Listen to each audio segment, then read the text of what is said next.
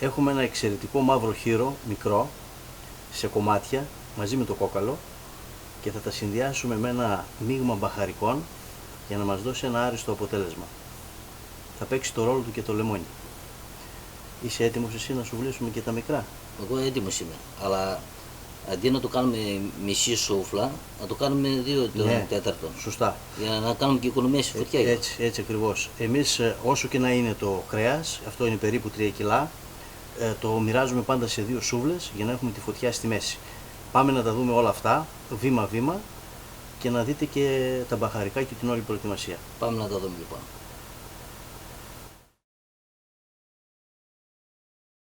Γεια και χαρά, καλή μας φίλη. Γεια σας και από μένα. Είμαστε η αδερφή Μαλιόρα, ο Ανδρέας και ο Γιώργος. Μαζί κατασκευάζουμε ψισταριές και φούρνους. Το πάθος μας για το ψήσιμο και το μαγείρεμα είναι μεγάλο και το μοιραζόμαστε μαζί σας. Μέσα από το κανάλι μας στο YouTube Grill Philosophy, αλλά και τη σελίδα μας στο Facebook Greek BBQ Club. Ελάτε στην ομάδα του Facebook του Grill Philosophy, όπου έχουμε μαζευτεί πάρα πολλοί φανατικοί ψίστες και ανταλλάσσουμε απόψεις. Σας περιμένουμε. Καλά ψησίματα σε όλους. Καλά ψησίματα λοιπόν και από μένα. Αντρέα, ώσπου να δείξω στους φίλους μας εδώ πέρα τα μπαχαρικά που θα χρησιμοποιήσουν, μπορείς να ετοιμάσεις αυτό το μικρό, ναι. Λοιπόν, την δοσολογία που θα σας δώσω τώρα αφορά 1 κιλό κρέας. Εμείς έχουμε περίπου 3 κιλά, αλλά εγώ θα σας τα πω στο 1 κιλό. Λοιπόν, στο 1 κιλό θα χρειαστείτε 1 γραμμάριο πιπέρι μαύρο, 1 γραμμάριο κόλιανδρο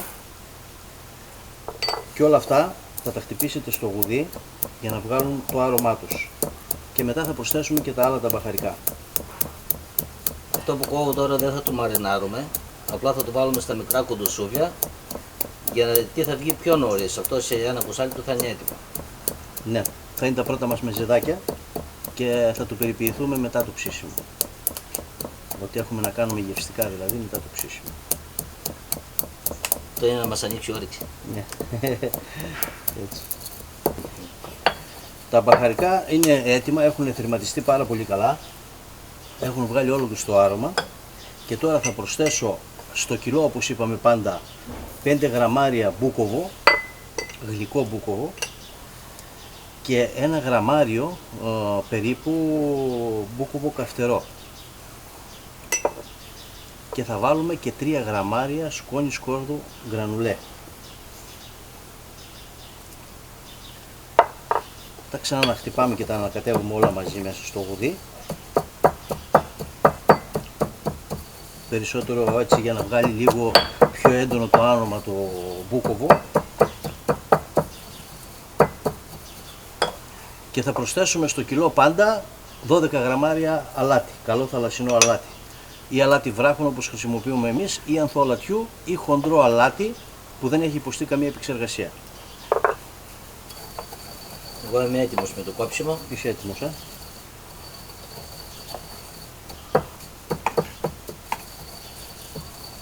Σε λίγο θα μαρινάρουμε και εγώ είμαι έτοιμος με τα μπαχαρικά.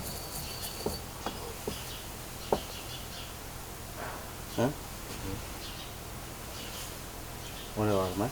Πολύ ωραία. Λοιπόν, πάμε τώρα να μαρινάρουμε και να το αφήσουμε για 2 το πολύ ώρες να πάρει τα αρώματα και μετά να ψήσουμε.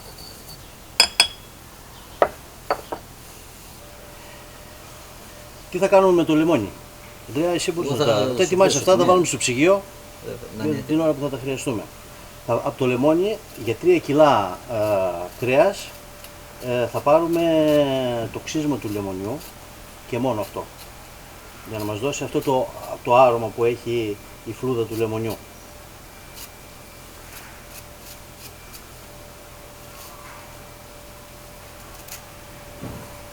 Ένα λεμόνι για 3 κιλά περίπου κρέας είναι καλά.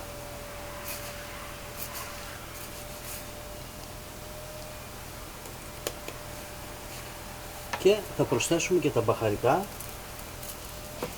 και θα ανακατέψουμε. Προσθέτουμε και ανακατεύουμε για ομοιόμορφη κατανομή. Έτσι.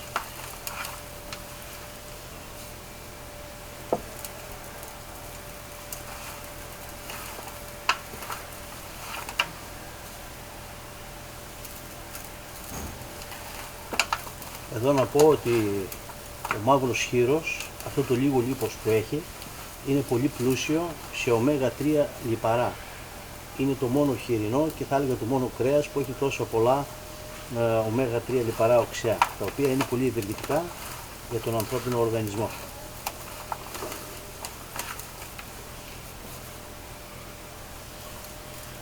Μας χωμύρισε ο συνδυασμός του λεμονιού, του ξύσματος λεμονιού με τα υπόλοιπα μπαχαρικά. Βλέπω ότι αναδύουν ένα υπέροχο άρωμα.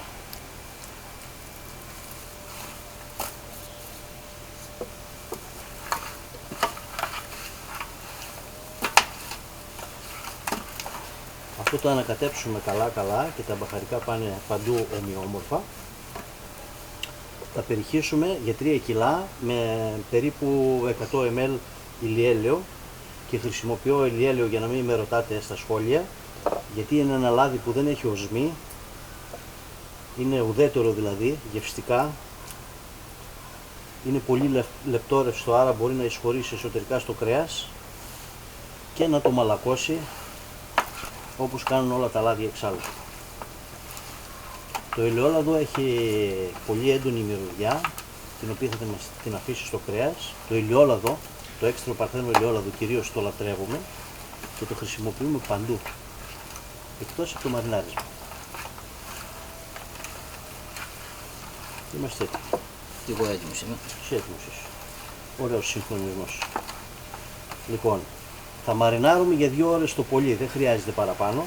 Είναι μικρά τα κομμάτια. Το αλάτι να εισχωρήσει λίγο μέσα, εσωτερικά, να πάρει γεύση δηλαδή και ψήνουμε. Και δεν χρειάζεται να το βάλετε και στο ψυγείο για 2 ώρες. Ειδικά τώρα που είναι τέλος φθινοπόρου, δεν χρειάζεται. Αν μαρινάρουμε όμως παραπάνω από 3-4 ώρες, τότε καλό είναι να μπαίνει στο ψυγείο. Εκτός ψυγείου γίνονται οι διεργασίες του μαριναρίσματος και πιο γρήγορα.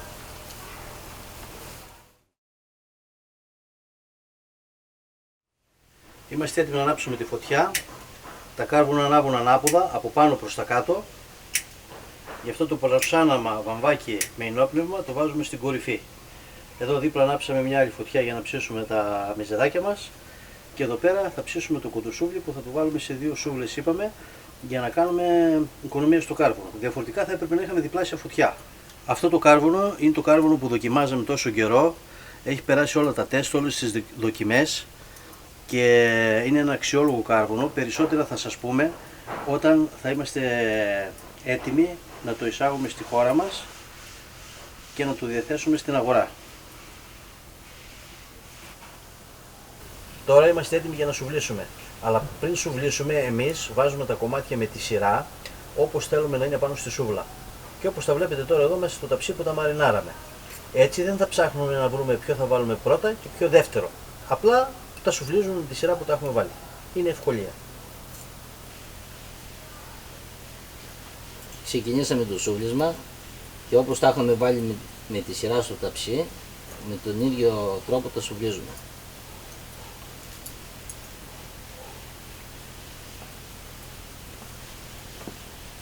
Το σούβλισμα είναι πάρα πολύ σημαντικό, παιδιά.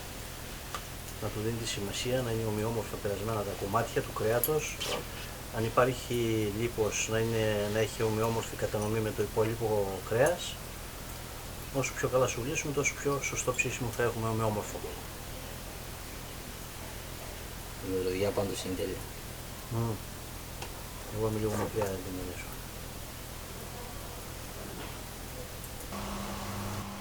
Θα ψήσουμε εδώ πέρα για κανένα 20 λεπτό περίπου και όταν θα αρχίσει να αλλάζει χρώμα θα κατεβούμε κοντά στη φωτιά. Τα κομμάτια δεν είναι πολύ χοντρά, οπότε θέλουμε δυνατή φωτιά για να ψηθούν γρήγορα και να μην στεγνώσουν. Σε λίγο θα βάλουμε και δίπλα. Λοιπόν, έγιναν και τα άλλα τα κάρβουνα. Θα τα απλώσουμε για να ψήσουμε τα μικρά τα κουντουσούβλια. Όσα κάρβουνα δεν ανάβουν καλά τα βγάζουμε στην άκρη.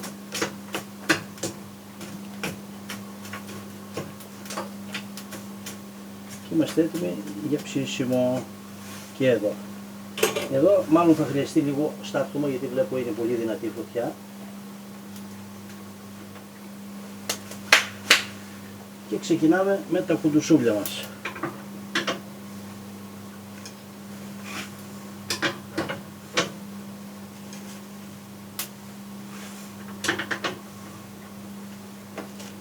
Και έχουμε και αυτό εδώ πέρα, το οποίο είναι έκπληξη. Δεν ξέρουμε αν θα πετύχει, έχουμε ξανακάνει και άλλη απόπειρα στο παρελθόν. Τώρα όμως αλλάξαμε τρόπο. Αλλά θα το βάλουμε στην άκρη όμως, για να μην είναι απάνω στη φωτιά, να είναι στο πλάι. Και θα ψήσουμε και πατατούλες.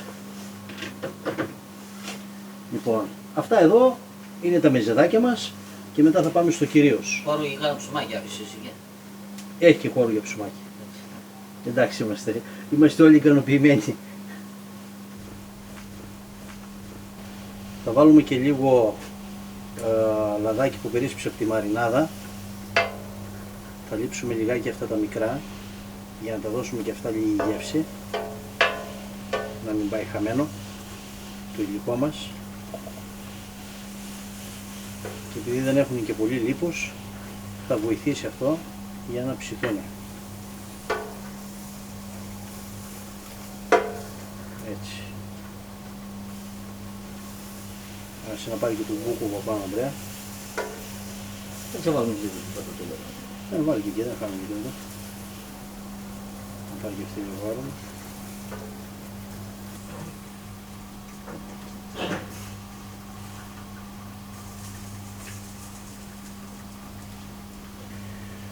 Τα μεζεδάκια μας, τα κοντοσούβλια μας, όλα από μαύρο χείρο. Τα μικρά είναι ψαχνό ξεβουκαλισμένο, θα βγουν σε 20 λεπτά το πολύ και τούτα υπολογίζουμε σε μια μισή ώρα περίπου. Σε λίγο από ό,τι βλέπω θα τα κατεβάσουμε πιο χαμηλά στη φωτιά για να τα ψήσουμε σε δυνατή φωτιά, γιατί όπως είπαμε είναι μικρά κομμάτια και θέλουμε δυνατή φωτιά να βγουν γρήγορα.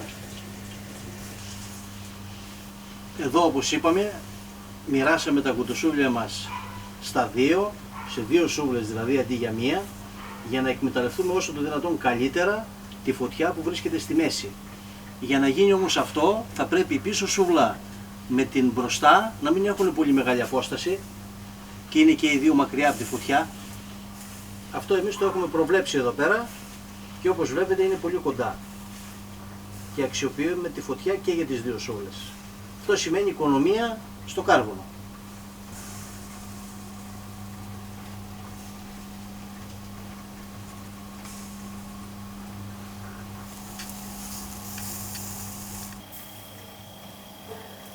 Να χαίρεσαι να τα βλέπεις να περιστρέφονται. Μεγάλα και μικρά.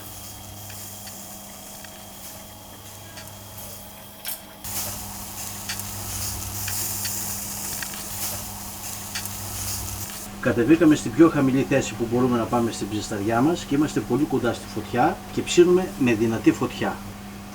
Έχει λιπάκι το κρέας, έχει και κόκαλο, είναι μικρά κομμάτια, θέλει δυνατή φωτιά από την αρχή για να μην το στεγνώσουμε, να πάρει χρώμα απ' έξω, να ψηθεί γρήγορα από μέσα και να μην προλάβει να χάσει υγρά. Και τα μικρούλια τα βάλαμε λίγο αργότερα και αυτά μόλις συμπληρώσουν 20 λεπτά θα είναι έτοιμα.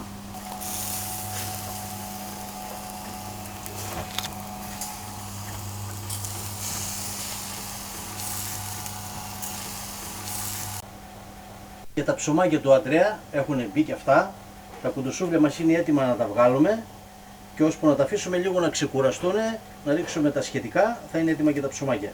Και οι πατάτες είναι έτοιμες. Λοιπόν, νομίζω είμαστε έτοιμοι, για ξεκινάμε τις πατάτες. Πανέτοιμοι. Κόψτες και αυτές εκεί πέρα έτσι. Και μετά θα τα ρίξουμε όλα, το κάτι της από πάνω. Αυτά είναι. Πήραν και ωραίο χρώμα. Ωραίο χρώμα γιατί τις βάλαμε λάδι. Ναι, ναι. Θα το καθιερώσουμε από εδώ και πέρα να παίρνουμε λάδι πάνω. Για να φέρει και τα άλλα, τα μπερικέτια.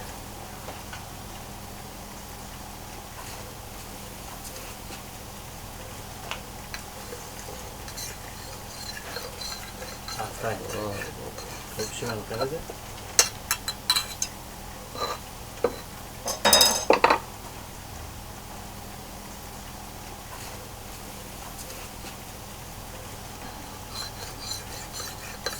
Πολύ μαλακό φαίνεται. Πολύ μαλακό, Ναι, ναι. Εγώ θα ρίξω λιγάκι. Γιατί βλέπω το πας πολύ αργά και δεν κρατιέμαι άλλο. Λιγάκι, ρίξε. ρίξει και λατορίγανη και εδώ θα ρίξουμε και λίγο λαδάκι στις πατάτες. Ναι. Έτσι. Λαδολέμονο. Είναι λαδολέμονο, ναι. Τώρα ρίξει και τα σχετικά. Πω. Έντονη σιελόρια έχω. Δεν ξέρω αν το καταλαβαίνετε. Πω. Για να δω.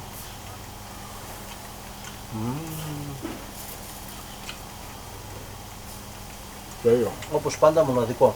Κλασικός τρόπος ψησίματος, χωρίς πολλά, αλλά είναι εγγύηση για γρήγορο ψήσιμο. Πάντα το καλύτερο πρέπει να μένει στο τέλος. Βέβαια. Εκείνο θέλει ακόμα 3 λιτραδάκια, όπως το βλέπω, ίσα για προθέρμανση δηλαδή. Εδώ τώρα πάει κρασάκι, Εννοείται πάει κρασάκι. Άντε στην υγεία μας. Γεια μας.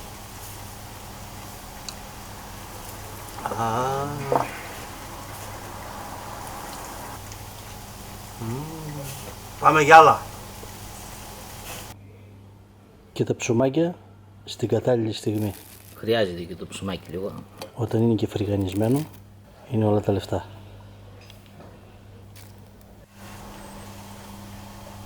Με θερμοκρασία πάνω από 65 βαθμούς και μετά από μια ώρα περίπου έχουμε έντονο άφρισμα. Είναι και αυτό μια ένδειξη ότι το κοντοσούβλι μας είναι έτοιμο και καλό είναι κάπου εδώ να το βγάλουμε. Τα αφήνουμε μόνο μερικά λεπτά ακόμα για να πάρει καλύτερο χρώμα ξεροψημένο που μας αρέσει.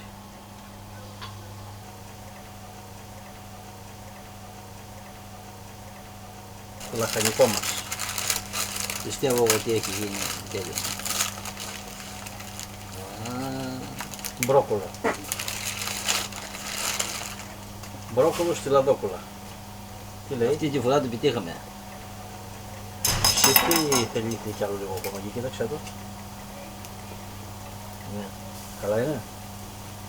Λίγο ακόμα αν καθόταν θα ήταν καλύτερα, αλλά και τώρα είναι πολύ ωραία. Ναι, θα πρέπει στο κοτσάνι όταν το μετρήσουμε τη θερμοκρασία να είναι τουλάχιστον 100 βαθμούς. Τώρα πόσο είναι? 90 και κάτι.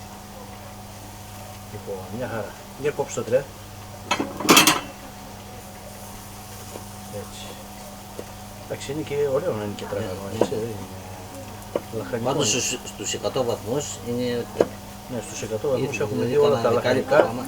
και πατάτες και λάχανο που έχουμε ψήσει άλλη φορά. Απλά το κουτσάνι θέλει ξεφλούδισμα. Μετά ναι, μετά το ψήσιμο θέλει ξεφλούδισμα. Πριν το ψήσιμο όχι, καλύτερα όχι. Και τώρα εδώ πέρα μπορούμε να ρίξουμε την κλασική αλατορίγανη και λεμόνι. Και λαδάκι θα το πήγαινε. Έχουμε και λαδάκι.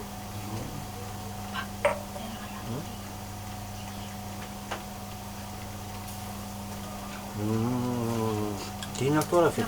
Άλλη γεύση. Τι είναι αυτό? Λίγο ψήσιμο ήθελα, απλώς τίποτα. Εμένα μου αρέσει και λίγο τραγανό που είναι. Δεν χρειάζεται να λιώνει. Είναι απίστευτο. Η γεύση είναι τέλεια. Δεν έχω ξαναφάει τέτοιο μπρόκολο. Λοιπόν, άντε να βγάλουμε το κουτουσούβλι γιατί έγινε.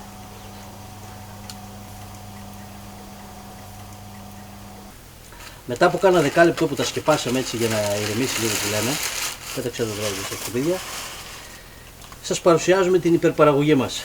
Έχουμε και μύγες. Αν και αργά το φθινόπωρο, είναι ζεστό φέτος το φθινόπωρο και έχει ακόμα μύγες. Λοιπόν, για να δώσουμε και στους πιτσιρικάδες εδώ που τους έχουμε, δίπλα. Πάρε Δημητράκη. Έτσι. Πάρε και εσύ μικρέ. Μικρός ο Δημήτρης. Για να το ακούσω. Πριν δοκιμάσουμε εμείς. Το πήγα εγώ πάντως. Πριν και εσύ στο πλευρό, Προκειχημένο, Ναι. Πολύ ωραία γεύση. Διακριτικά πικάντικο. Το κάτι άλλο. Και πάντα να το συνοδεύετε με ψητά λαχανικά. Ή και ομά.